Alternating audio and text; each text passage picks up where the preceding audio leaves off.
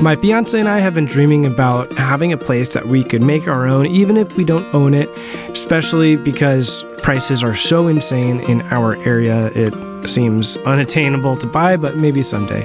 We finally found that place, and in some ways this is kind of a dump. In some ways it's really amazing. You're seeing shots right now of the shop that's in the back. We did remodel the house. That's for a separate video. In this video, I'm going to focus more on the workspace and what I've done to give it a new life. The workspace is amazing for a lot of the content that I do working on vehicles and DIY projects, but I also am a musician, I'm a videographer and photographer, so I need an office studio space. And there was a perfect space right here where I could build something that was like a trailer where I could build it and then put some axles under it and take it with me when we leave. I first had to trim the tree that was in the space, kind of clear it out, clean it up a bit before I got started. At first, I'm going to just be placing it on cinder blocks because it's easy to level them, easy to build on top of, and will be easy to get jacks underneath when it's time to lift it up and build the trailer frame and suspension, axles, all of that. This will be the perfect way to get started. Gotta say, I'm really grateful for good friends who show up to help with things when some of this just seemed a little bit too overwhelming. Once we got all the cinder blocks in place, then I was off to the races with cutting and putting this together. This is the biggest thing I've built myself, really. So if you're a framer and you see anything that you would have done different or improved upon, I'm all ears. This isn't exactly a studio build video, so here's a little collage of the rest of the progress for this part of the project.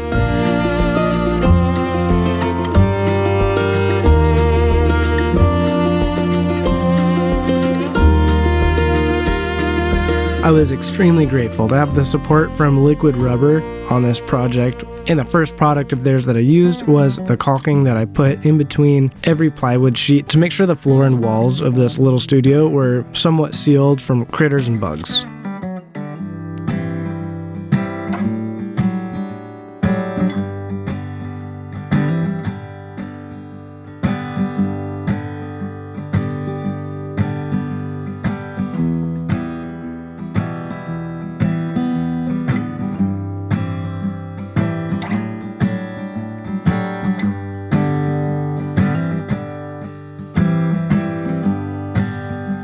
For the walls, I built them on the ground and then stood them up. I used 2x4s as leg braces so that as I got it further up, they would kind of help hold it up as I repositioned myself. This wasn't easy. In the longer walls, I needed help.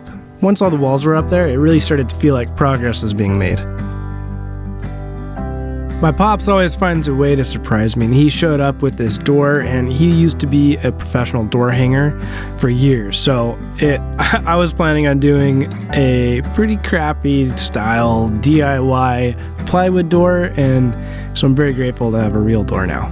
My fiance's dad showed up to help out with some of the build also. It's really awesome to have all the support from friends and family when doing projects. Then came probably the most exciting part of this whole project when it comes to my studio, the shop, the containers. I am very honored to have the opportunity to work with Liquid Rubber on this project, and they sent me a full kit of cleaner, of roof coatings and deck coating for the walls of the studio, and this was one of the more exciting shipments that I've probably ever received. Also, by far the best way that you could support the channel, other than hitting the like and subscribe, is if when you're ready to purchase your Liquid Rubber products, if you use my affiliate link below to get it on Amazon. That more than anything is what keeps this channel alive. So thank you all so much for those who do. The shop roof had leaks in numerous places. The shipping containers on the property that I planned to use for storage had holes in the tops, and I needed some kind of roofing for my studio. So I spent a lot of time researching the different options, and if I could just find that one product, that one brand, that one whatever it was that could somehow handle all of these tasks, then I knew that I would be in good shape, and Liquid Rubber checked every box for me. I knew that some kind of a coating was going to be the best option because I needed something very versatile. something that was going to work on the corrugated steel, work in places where maybe it needed to get kind of built up a little bit to fill holes. Through my Google searches and YouTube and looking at product reviews, Liquid Rubber had everything I needed for all the different projects. And when they agreed to partner with me on not just one, but all of these projects I have going on, it was an absolute blessing. The price per square foot, the ease of use, the longevity, all of that made it a clear choice. And once I found it, whether they were going to partner with me or I had to purchase it, either way, I knew that this was the way I had to go. Before I could start coating though, I had to make sure that the corrugated steel wasn't going to fall off the roof anytime soon. And it was incredible how many of the roofing nails were about to fall out just from years of expansion and contraction with the wood, slowly pushing those nails back out. So I put probably 1,000 roofing screws through this corrugated steel and made sure that it was all very well secure. The next step in prepping the shop was to fix this really messed up roof line that somebody built at some point in time. So I framed up an additional structure on top of the existing roof to connect the peaks so that water would flow all the way across the roof instead of down into the shop itself. It was very strange. They even had a rain gutter inside the shop. With all of that done, it's time for the star of the show to shine. I used Liquid Rubber's cleaning solution to make sure that everything was nice and clean. I blew off the dust. Then I seam taped all of the roof's drip edge and plywood joints.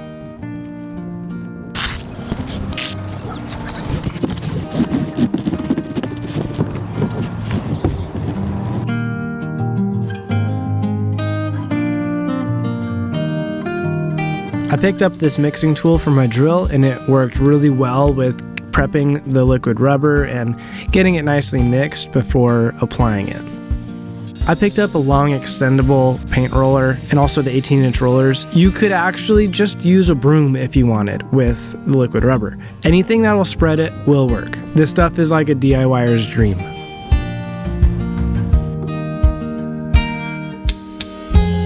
Now, I'm not 100% sure if I used too much or too little, but what I can tell you is that I rolled this stuff out to where I couldn't see any more dark cracks. I made sure all the holes were filled, and when I went back up after it dried, it felt really great. It felt strong. I tried picking at it, which I don't recommend you doing, but bottom line is it worked really, really well. Being able to just pour it out straight onto the surface was awesome in making it easy to apply. It was also very interesting how some of the high spots that I had, or uneven spots, they kind of fixed themselves. It had this way of self-leveling after it sat there for a few minutes. The roof of my studio, including the seam tape, probably took me 2 hours to do the seam tape and roll it out. I'm sure I could do it faster now that I know what I'm doing and handle the seam tape a lot easier, but it's really not a big project. While the team at Liquid Rubber did tell me that it will pretty much stick to anything, they did recommend that with a rusty surface that I get rid of as much of the surface rust as I can. So what I did was, on this container that was in pretty terrible shape, I scraped off the bigger chunks of rust and some of the areas that were affected the worst. I took an angle grinder to it with a lap wheel. I sell lap wheels, by the way, check the link below. I actually didn't clean it that amazingly well. I just got rid of the worst of it. Then they recommended, if there's rust left over, to use some kind of a general purpose primer that is specific for sticking to and preventing rust. Once I finished doing my grinding and scraping, I hosed it down and brushed it all off to get it as clean as I could before doing the primer to make sure that it could get a nice, good adhesion. Once the primer is dry, I applied the seam tape. The seam tape is extremely important. It helps with any surfaces that might move over time, like the edges of plywood where they join together. And it also helps with bridging the gap if there's some kind of a hole. So the seam tape provides a surface for the liquid rubber to stick to, but then the liquid rubber ends up being that strong, stable surface that keeps the holes together and sealed. With the primer done and dried and the seam tape completed, it was time to let liquid rubber do its job again. I will say, spreading it on an uneven surface like this container was a little more tedious than straight onto the plywood, but it was still very easy to spread, and with a small amount of pressure you could get the liquid rubber to bunch up and get it over some of the ribs on the top of the container.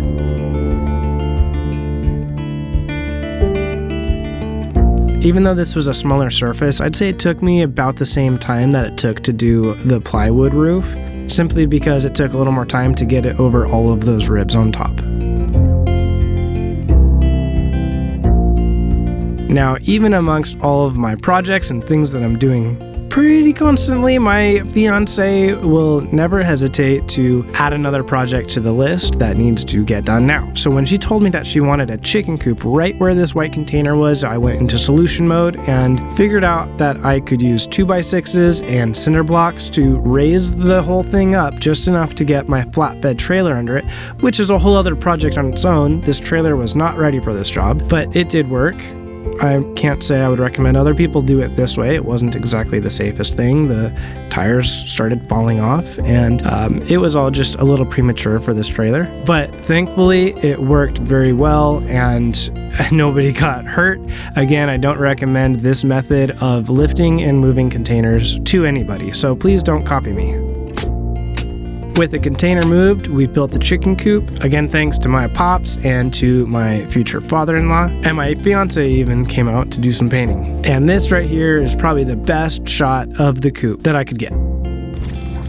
What happened next was an absolutely huge roadblock that could not have been foreseen. I broke my ankle on both sides, and this was a huge setback in all parts of life, in not only this project but in work. And it was only thanks to, again, my community, my friends, my family, that I was able to get anything done during this time, because I was down for 3 months, and even 6 months later, post surgery, I'm still in physical therapy, gaining back my flexibility. Learning to walk again was a wild experience.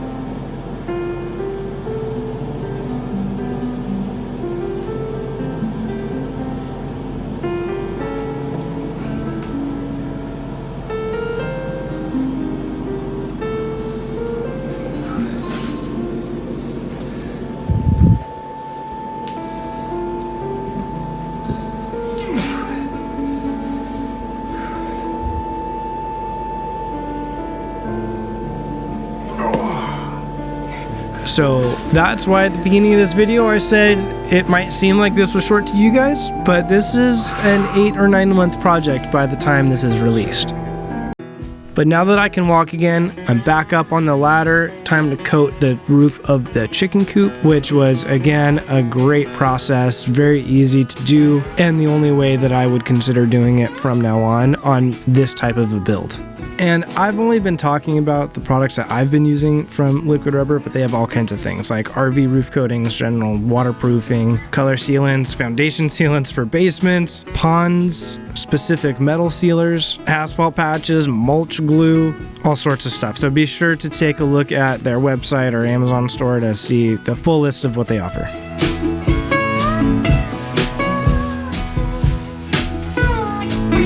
Now to the shop roof. You can see there's some of the nails that were still sticking up. I've had to pound those down and put some more screws in it because I missed those before. This is a similar deal as the container, where I had to use the rust-friendly primer first before doing the seam tape and liquid rubber.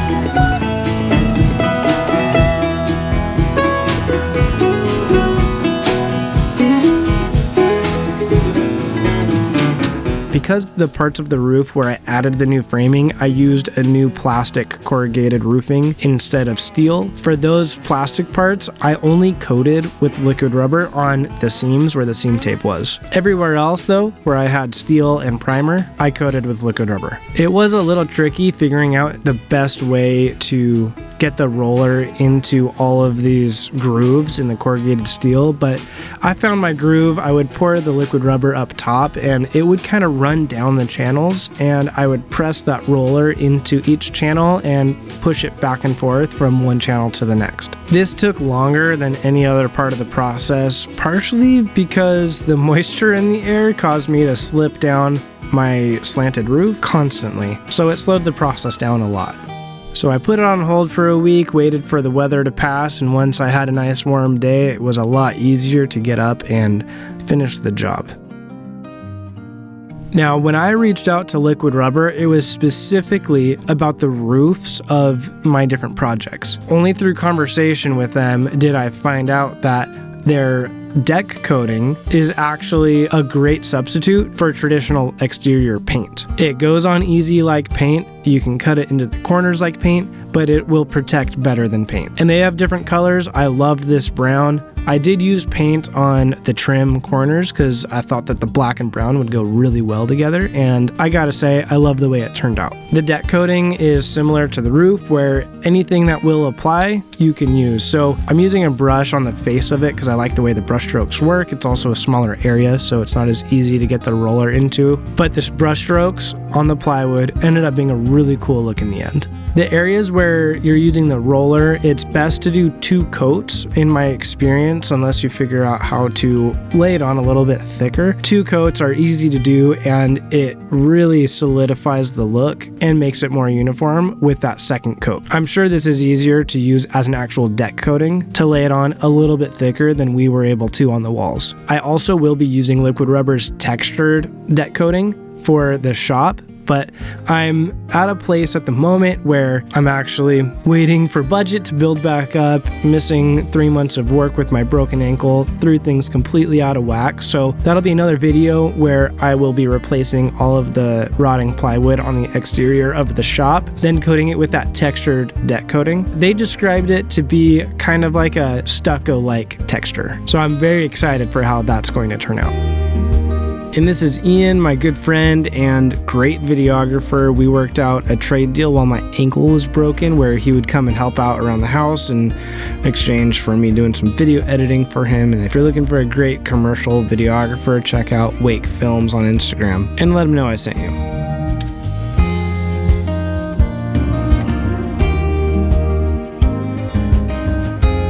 You can see an old portion of roof still that is uncoated on the shop, but frankly, that is what I call the open bay. That's a section that needs quite a bit of reframing actually before I do anything with a roof at all. I'm happy with the progress so far, but there is a lot more to do, so stay tuned for more videos. In the meantime though, I hope that you enjoyed this video. If you have any questions about the Liquid Rubber coatings, I will answer them the best I can, so leave me a comment below if you have any questions. Thank you all so much for watching. Please hit that like and subscribe so you can see the updates as I continue these projects. Thank you all so much for watching. See you on the next one.